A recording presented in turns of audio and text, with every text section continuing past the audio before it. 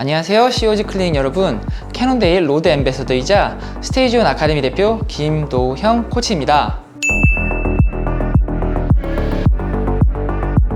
스트레칭, 페달링, 자가 피팅, 주행 안정성, 핸들바 잡는 법까지 이제 벌써 7번째 COG 클리닉 영상인데요.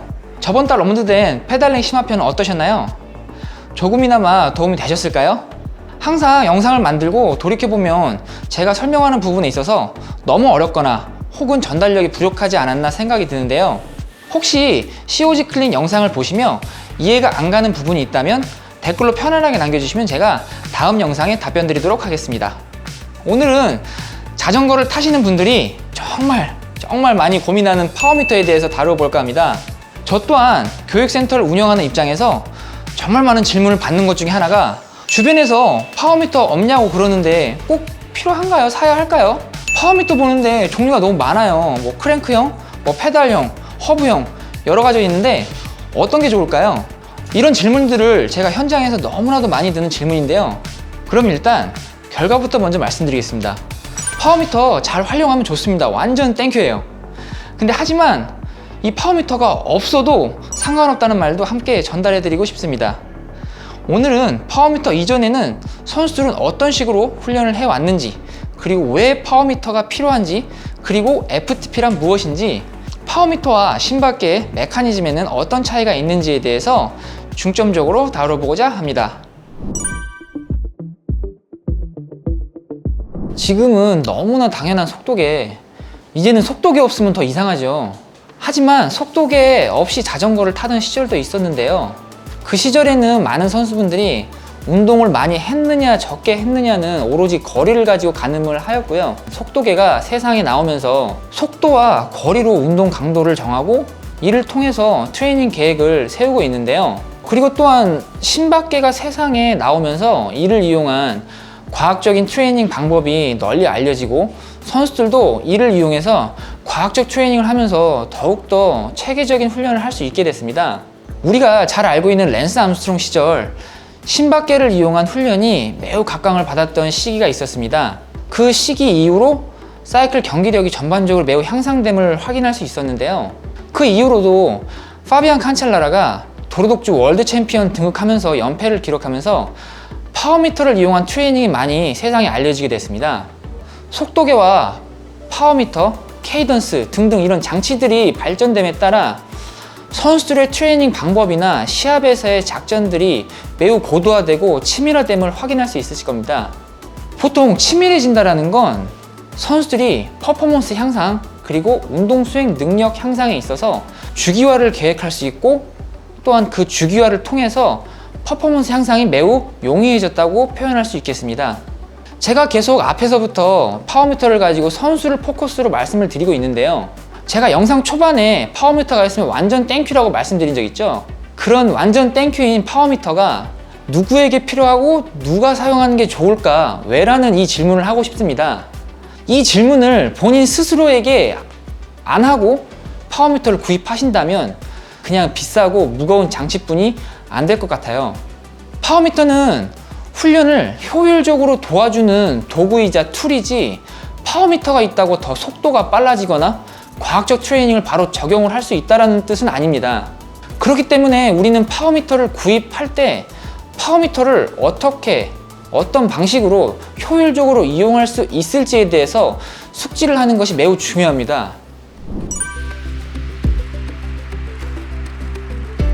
그렇다면 파워미터가 가진 장점을 심박계와 비교하여 간단하게 설명드리도록 하겠습니다. 심박계와 파워미터 간의 정확도 차이를 말씀드리면 심박계 트레이닝보다 파워미터 트레이닝이 더욱더 치밀하고 디테일하며 분석적이다라고 제가 말씀드릴 수 있겠습니다.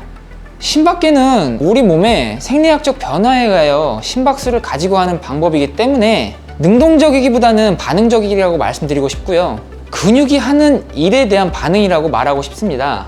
많은 분들이 가장 많이 표현하는 것 중에 하나가 라이더들이 산 정상을 막 통과했을 때 속도계에서 심장박동은 조금씩 오르는 걸 확인할 수 있을 거예요. 호흡이 안정되기 전까진. 근데 두 다리는 멈춘 상태란 말이에요. 즉 심장박동이라는 것은 신경계에 영향을 많이 받게 되는데 심리적인 스트레스, 흥분 상태, 또는 영양 상태, 또는 뭐 카페인 섭취의 유무, 그 전날이나 그 아침에 탄수화물을 얼마나 섭취했는지, 그리고 어제 운동의 피로도는 어땠는지 외부적인 요소의 영향을 매우 많이 받게 돼요. 하지만 파워미터는 정말 신기하게도 내가 다리에 힘을 빼거나 다리가 멈춘 상태가 되면 0이 되고, 다리에 힘을 주면 바로 힘이 수치화돼서 어떠한 외부적인 영향에 지장을 받지 않습니다. 파워미터의 수치는 매우 빠르고 직관적입니다. 그래서 고도로 훈련된 전문 사이클리스트들에게 더욱 특화되어 있으며 적합한 훈련 툴입니다.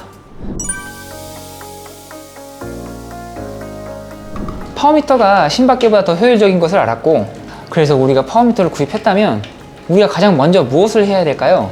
맵고 달고 짜다라는 표현을 할 수 있는 것도 경험이나 머릿속에 어떠한 기준에 의해서 맵고 달고 짜다라고 표현할 거예요. 훈련을 하는 데 있어서도 우리들은 그런 기준이 필요합니다. 나의 생리학적 능력에 있어서 적절하다, 적절하지 못하다 판단하기 위한 기준이 필요하죠. 그리고 그 기준을 잡기 위해서 하는 것이 바로 FTP 테스트라는 건데, 저도 그 테스트 몇 번 해봤는데 FTP 테스트 정말 고통스러워요. 그래서 FTP 테스트의 종류에도 여러 가지가 있습니다. 1시간짜리 테스트도 있고 20분짜리 테스트, 램프 테스트 등등, 이러한 방법들은 인터넷에 검색해 보시면 쉽게 정보를 얻으실 수 있을 겁니다. 그럼 이제 나의 기준 데이터가 생겼으니 그 데이터를 가지고 실전에 한번 들어가 봐야겠죠? FTP라는 기준을 가지고 훈련에 임하게 되면 어떤 장점이 있냐면, 내가 하루 또는 주간 소비된 에너지 소모량과 피로도를 계산할 수 있다는 겁니다. FTP 나의 기준이 300W인 경우 200W로 훈련을 하게 되면 피로도가 그다지 높지 않겠죠. 근데 반대로 FTP가 200인 사람이 300W로 훈련을 하게 된다면 아마 몇 분 지속하지 못한 채 피로가 너무 높게 쌓여서 유지를 못할 거예요. FTP를 통해 FTP 설정을 한다는 것은 우리의 훈련 강도를 설정하는 기준이 되고, 이를 통해 우리 몸이 훈련을 통해 받는 스트레스에 대해서도 계산이 가능하다는 의미입니다. 그래서 이런 수치들을 가지고 선수들은 주 단위, 월 단위 또는 연 단위로 이렇게 큰 프레임을 가지고 주기화를 계획하게 되는데, 지금 말씀드린 것만 해도 해야 할 것들, 생각할 것들이 너무 많죠. 파워미터라는 도구는 어떻게 이용되는지에 대해서도 어느 정도 숙지를 하고 있어야만 올바른 사용이 가능합니다. FTP 테스트에 있어서 한 가지 큰 문제가 있는데요. 일반인 분들에게 충분히 고통스럽다는 표현이 FTP 테스트에서 요구되는 충분히와는 거리가 있다는 겁니다. 그래서 산출된 FTP 결과가 나의 훈련에 훌륭한 지표가 되어줄 수 있는 기준과는 다른 결과가 나올 수 있을 가능성이 매우 높을 것이에요. 자전거를 즐기시는 분들 중에, 그리고 또는 MCT를 준비하시는 분들 중에 하루 또는 주간 스케줄이 우리 선수분들처럼 기상 시간, 훈련 시간, 그리고 양질의 영양, 그리고 충분한 수면 등 이런 게 보장되어 있는 분들이 과연 얼마나 될까 생각해 보면 자전거를 직업으로 하시는 분들 아니고는 그렇게 많지는 않을 거라고 생각합니다. 쉽게 말씀드리면 FTP를 통해 측정된 피로도 외에 일반인 분들에게는 일상생활 속에서 발생하는 피로와 스트레스를 통제하지 못한다는 거예요. 그렇기 때문에 FTP를 통해서 훈련량을 정하고 주기화 계획을 세우는 것에도 문제가 생길 것이고, 그런 계획들이 정확하지 않을 수 있다는 문제가 발생할 수 있습니다. 하지만 말씀드리고 싶은 거는, 본인이 운동 중의 상황을 수치화하는 걸 좋아하시고 조금 더 과학적인 트레이닝 방법을 원하시는 분들이라면 얼마든지 파워미터 사용하시는 걸 추천드립니다. 왜냐면 라이딩 도중에 숫자 보는 재미도 정말 크거든요.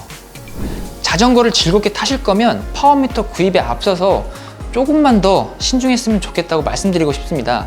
높은 기술의 장비를 사용하는 만큼 그 장비에 대해서 충분히 숙지를 하고, 그것을 구입했을 시에 대한 함께 오는 스트레스도 함께 생각하시고 사용해야 한다는 걸 말씀드리고 싶어요.